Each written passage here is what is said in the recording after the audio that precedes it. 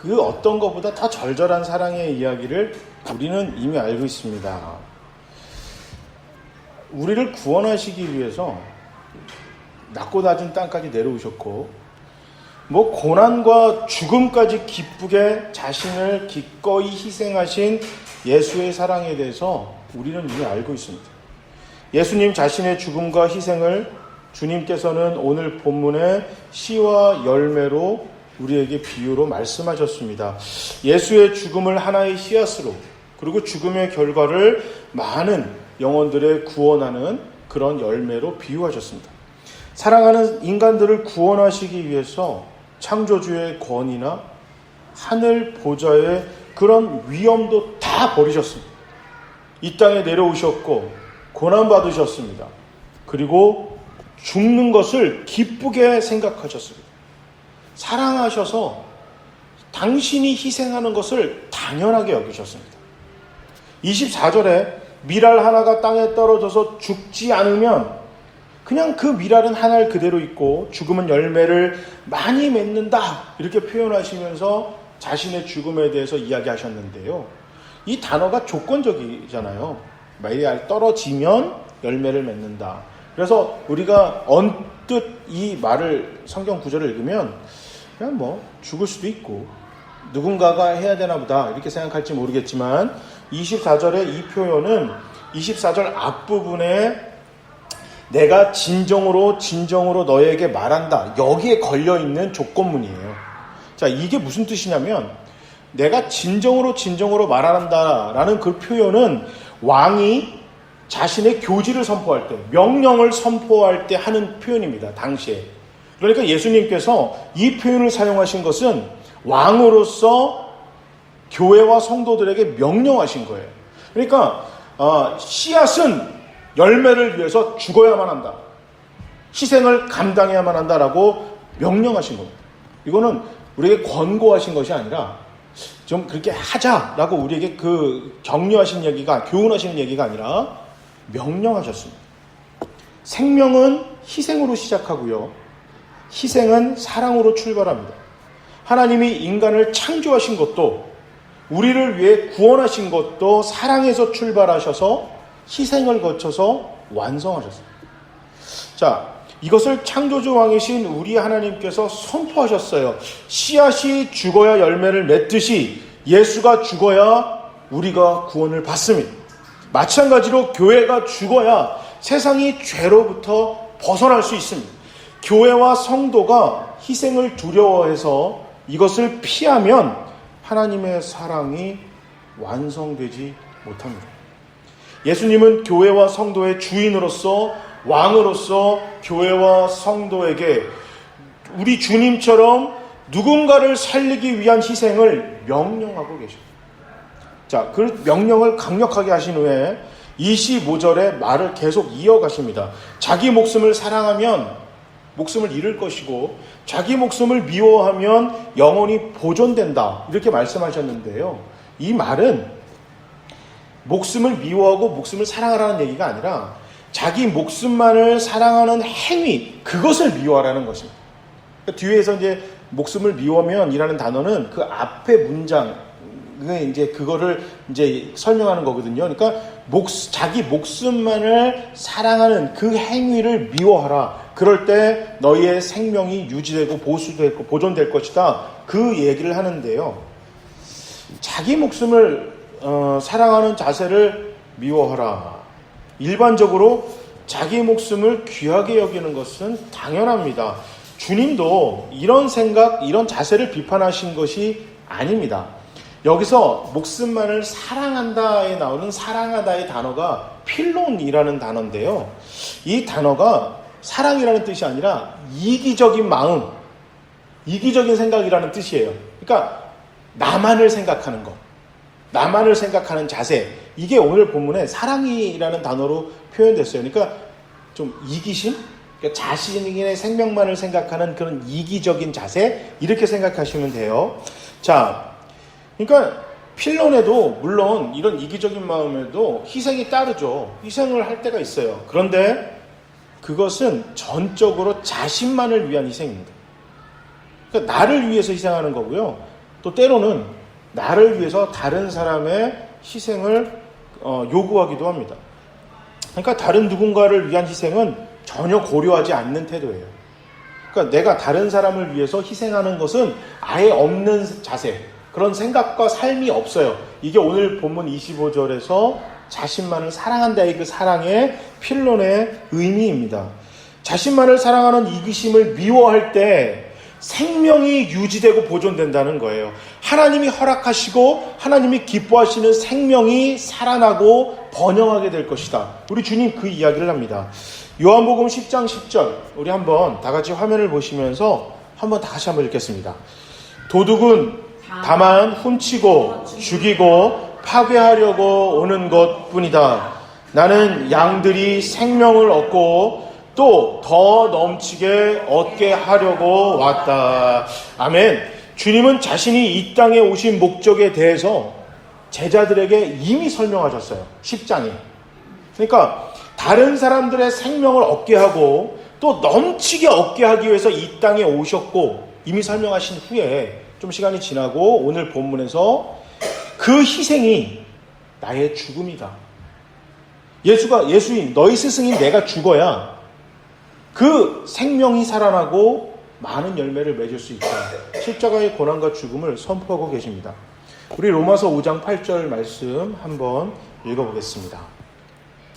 그러나 우리가 아직 죄인이었을 때에 그리스도께서 우리를 위하여 죽으셨습니다. 이리하여 하나님께서는 우리들에 대한 자기의 사랑을 실증하셨습니다. 실증이 증거하셨다라는 얘기입니다. 실제로 보여주셨다. 주님은 그 어떤 죄인이라도 구원하시기 위해서 자신을 희생했습니다. 자, 다른 사람을 살리기 위한 사랑을 몸소 드러내셨어요. 보여주셨어요. 진정한 사랑에는 희생이 따른다는 것을 예수님께서 말만 하신 게 아니라 그의 삶으로 십자가로 직접 보여주셨습니다. 그리고 그 사랑을 교회와 성도가 함께 따르라고 26절에 명령하고 계십니다. 우리 오늘 본문 26절인데요. 우리 한번 26절을 정말 진지하게 한번 다 같이 한번 읽어보겠습니다. 나를 섬기려고 하는 사람은 누구든지 나를 따라오너라. 내가 있는 곳에는 나를 섬기는 사람도 나와 함께 있을 것이다. 누구든지 나를 섬기면 내 아버지께서 그를 높여주실 것이다. 아멘. 우리 한 구절 더 읽어보겠는데요. 마태복음 16장 24절입니다. 자, 우리 한번 다 같이 한번 읽겠습니다. 그때에 예수께서는 제자들에게 말씀하셨다. 누구든지 나를 따라오려거든 자기를 부인하고 제 십자가를 지고 나를 따라오너라. 아멘. 자기를 부인하라는 말씀은 자신만을 위한 25절에 얘기했던 자신의 생명만을 사랑하는 자신만을 사랑하는 이기심을 버리라는 것입니다. 우리에게 허락한 십자가를 지는 것은 우리에게 허락한 그 사랑의 대상, 사랑할 만한 사람들을 위한, 사랑해야만 하는 사람들을 위한 희생을 말합니다. 이기심을 버리고 누군가를 위해, 누군가를 행복하게 만들기 위해, 누군가에게 그리스도의 사랑을 완성하기 위해서 우리가 희생할 때, 그때 비로소 주님을 주인으로, 우리 하나님을 왕으로 모시는 그분의 뒤를 따라가는 교회와 성도가 되는 것입니다. 제자들은 유대 왕으로 등극할 예수를 꿈꿨습니다. 스승 예수가 왕좌에 오르면 한몫 크게 챙길 그때를 위해서 자신들을 희생했습니다. 기쁘게 희생했어요. 그런데 주님께서 이스라엘, 더 나아가서 이게 뭐 이스라엘뿐만 아니라 로마 사람, 너무너무 싫어하는 사마리아 사람들까지도, 아니 모든 사람들을 너무너무 사랑하셔서 당신이 죽음으로 희생해서 그들을 살려야겠다 선포하셨어요. 하늘이 무너지는 이야기예요. 제자들에게는 예수님의 이 선포가, 이 명령은 하늘이 무너지는 것이었습니다. 그러나 주님의 그 명령과 선포와 희생은 모든 사람을 가둬두었던 그 죄의 죽음을 무너뜨렸습니다. 자신만을 생각하는 제자들에게는 억장이 무너지고 하늘이 무너지는 것 같은 실망이고 좌절이었지만 전 온 인류와 심지어 제자들까지도 얽어매고 있는 모든 죄를 무너뜨리는 사랑의 강력한 선포였던 것입니다.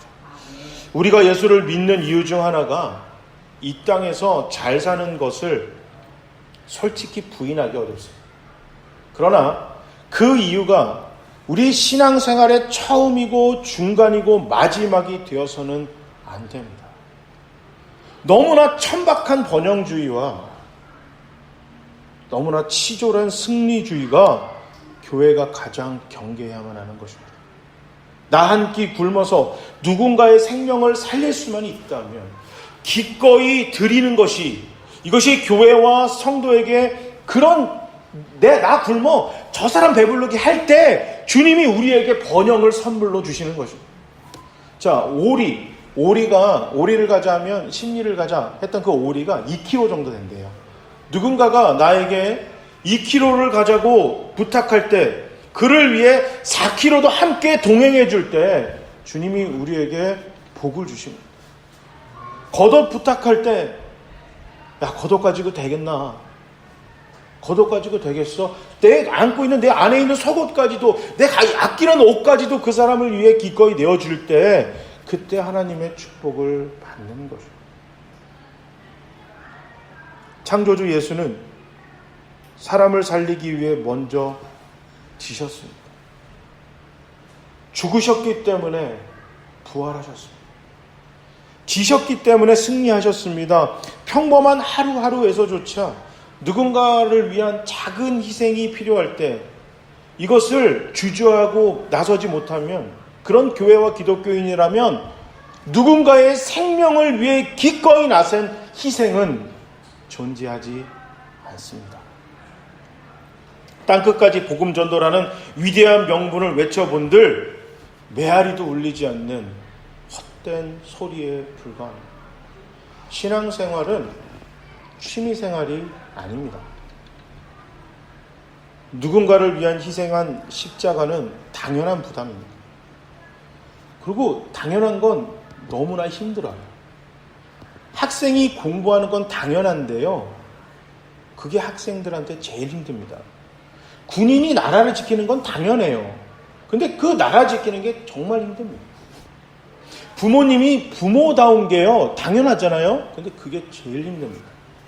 자녀가 자녀다운 게 제일 힘든데 그게 당연하잖아요. 당연하기 때문에 힘든 겁니다.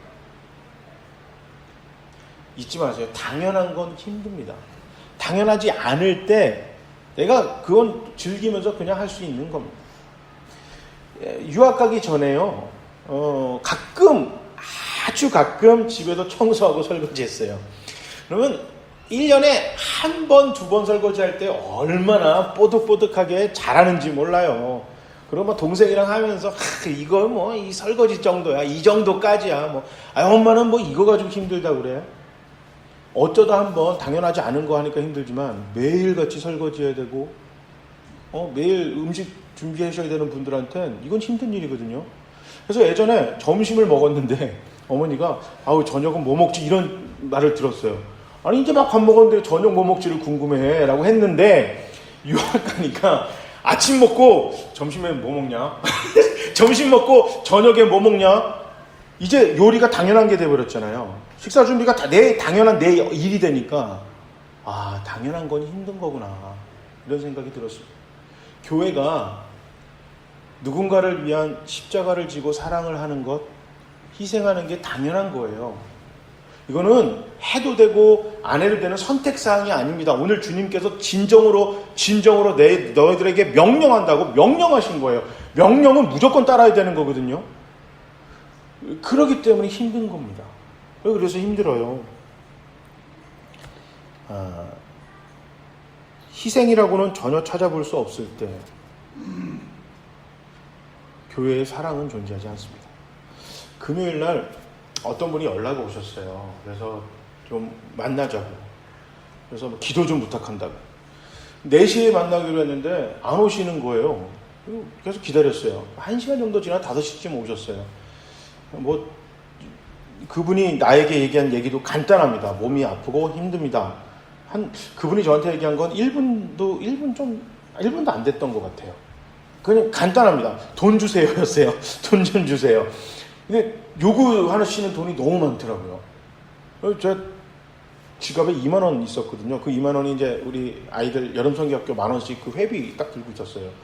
그래서 어떻게 해요? 그래서 이제 제가 갖고 있는 거 2만 원밖에 없습니다. 딱 줬는데 확 손에 있는 걸 낚아채고 기분 나빠하는 탁하더만 확 나가시는 거예요.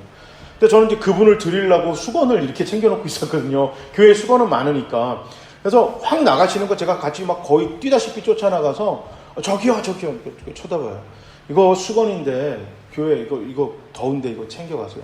이 동네 교회를 다 도르셨는지 그냥 땀이 흠뻑 젖어갖고 오셨더라고요. 그랬더니 탁 보더니 수건만 딱 빼고 박스를 딱 버리고 그냥 가시는 거예요.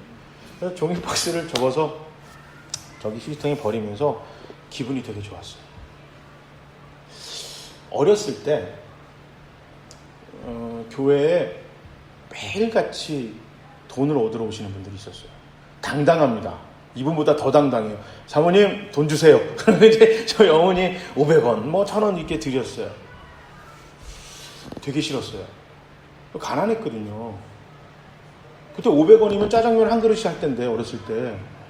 아니 우리는 짜장면 사줄 때는 그렇게 안 사주면서 저 사람들한테 돈을 저렇게 줘. 되게 싫었어요. 그래서 솔직히 기도했어요. 저런 사람 안 오게 해달라고. 그래서 하나님이 기도 응답하셨는지 한 10몇 년 안 오더라고요. 근데 요즘에 꽤 많이 와요. 근데 지금은 우리 교회가 상가교회잖아요. 번듯하게 건물이 있는 것도 아니고.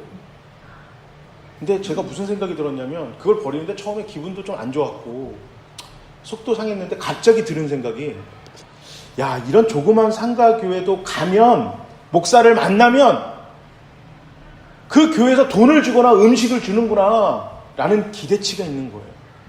드디어 10몇 년 만에. 예전만큼 그 교회가 번듯하게 있었던 것도 아닌데 재정도 훨씬 그때보다 어려운 교회인데도 불구하고 누가 봐도 저 상가교회 가서 목사 만나서 돈 달라고 한다는 게 내 머리 상식적으로는 이해가 안 됐지만 저 사람들은 이제 교회 가면 교회에서는 돈은 주는구나 라는 그 기대가 생겼구나. 요즘 교회들이 야 사랑을 베풀기 시작했구나. 너무 감사했어요. 전 이렇게 기특하게 생각한 사람이 아니기 때문에 제가 어렸을 때 이야기를 먼저 드린 거예요. 제발 저 어려운 사람들 교회 안 오게 해달라고 기도했던 사람이에요. 아주 간절히 절실하게. 그런데 요즘 이런 설교 제가 또 준비하고 사랑의 이야기를 전하다 보니까 예수님이 이게 기뻐할 일이라는 것을 알게 해주시더라고요. 청년부 사역을 오래 하다 보니 연애 상담을 합니다. 연애 상담에서 심각한 내용들이 있어요. 특히 남자들 조금 뭐 남자가 우리 대부분이어서 제가 상담했던 건 남자친구가 너무 과한 스킨십을 요구한다는 거예요. 자기는 거절을 하는데. 그래서 제가 안 된다고 얘기를 해. 그러면은 그래도 자꾸 그런 것 같아요. 그래서 제가 곰곰이 생각하다가 야 내가 좀 참는 희생이라는 거 전혀 찾아볼 수 없고 자기 욕심만 채우려는 사람이잖아. 그래서 생각이 들어서 그때는 과감하게 이렇게 얘기해라. 어떻게 해요? 사탄아 물러가라. 그랬어요. 사탄아 물러가라. 예수님이 죽을 거라 얘기했더니 베드로가 펄쩍댑니다. 주님, 절대 그 일 일어나지 않을 겁니다. 자기 욕심이 무너지는 것을 스승을 위함으로 아주 아름답게 포장했어요. 그때 우리 주님 단호하게 말씀하셨습니다. 사탄아 물러가라. 교회와 성도들의 삶에 다른 누군가를 위한 희생과 사랑 없이 우리 교회만 생각하고 나만 생각하는 그런 치졸하고 추잡한 번영주의와 승리주의에 젖어있는 교회와 성도를 향해 우리 주님 단호하게 얘기하실 겁니다. 사탄아 물러가라. 세상이 우리 교회를 보고 우리 성도들의 삶을 보고 이렇게 평가할지도 모릅니다. 사탄아, 어서 와라. 너 우리 편이구나. 그러나 누군가의 생명과 풍성한 삶을 위해서 우리가 희생을 할 때, 기꺼이 감당할 때, 주님의 사랑을 완성하려고 발버둥 칠 때, 우리 주님은 우리를 향해 고맙다고 칭찬하실 겁니다. 세상은 우리의 손을 잡고 사도행전의 초대교회를 보고 분명히 평가했듯이 교회를 향해, 성도를 향해 칭찬할 것입니다. 사탄이 슬피 울 것입니다. 사랑은 희생입니다. 희생 없는 사랑은 거짓입니다. 거짓 교회, 거짓 성도, 사랑 없는 이기심과 마치 취미생활 같은 신앙과 치졸한 번영주의와 이 땅에 갑이 되는 그런 추악한 승리주의에 빠져 있는 우리 교회와 성도가 아닌 세상을 위해,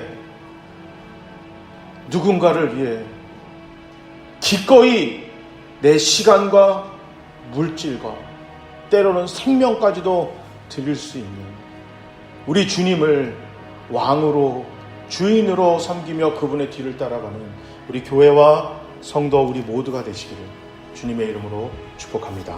아멘.